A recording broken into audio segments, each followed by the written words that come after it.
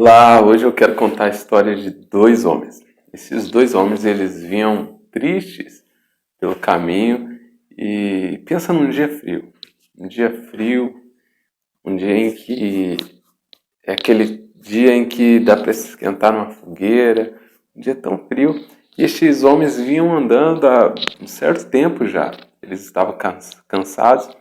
Pensa no finalzinho de tarde, quando o sol está quase indo embora, tá aquele dia frio, frio, e aquele solzinho quente, e eles estavam indo embora e falando a respeito de um homem. Eles falavam assim, com tanta entusiasmo, eles diziam assim: aquele homem era tão bom, ele fazia tão bem para as pessoas, né? Ele fez tanta coisa boa. Quando ele ia agradecer o pão, eles começavam a se comunicar um com o outro. Você lembra quando ele ia agradecer, né? Ele levantava o pão, agradecia a Deus, e ele curou tanto cego, ele curou tanto surdo, ele fez tão bem para tantas pessoas, ele salvou tanta gente. Mas por quê? Por quê, né? E eles perguntavam um para o outro, mas por que ele morreu assim tão cedo, tão jovem, tão novo?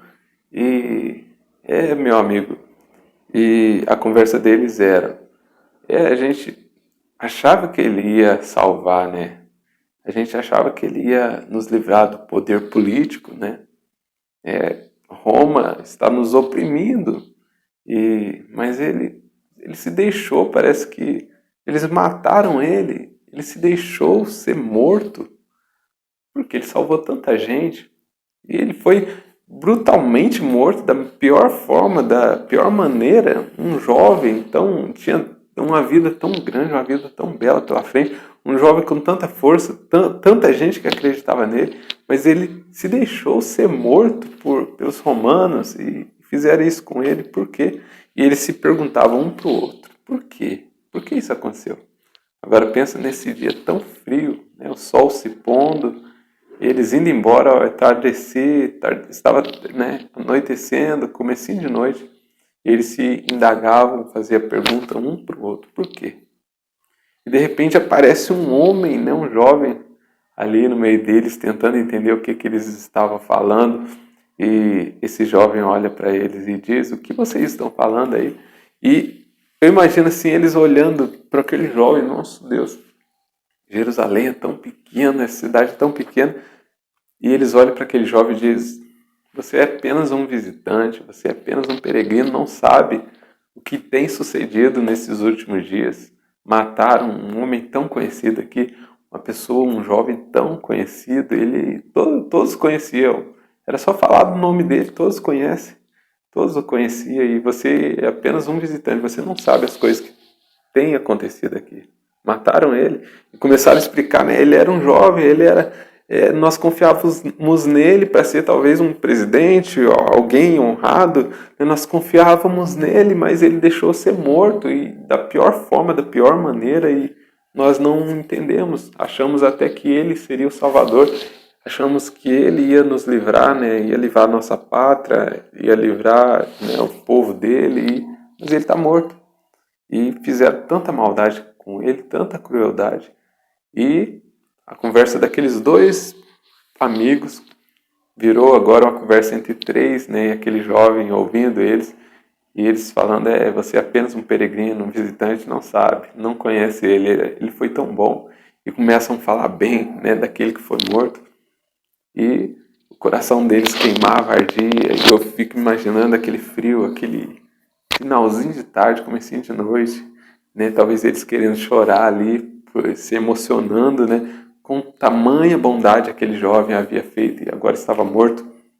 E de repente esse jovem que eles encontram começa a dizer: mas não era assim que dizia as escrituras, não era assim que os profetas diziam que ele padeceria.